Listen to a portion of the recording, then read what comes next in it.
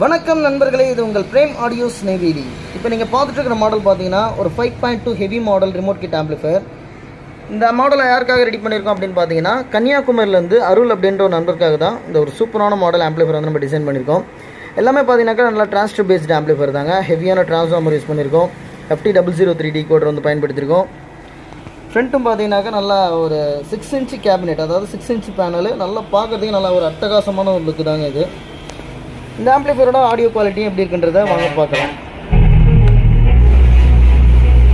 நல்ல தரமான பேஸுங்க, நல்ல ஹெவியான பேஸு.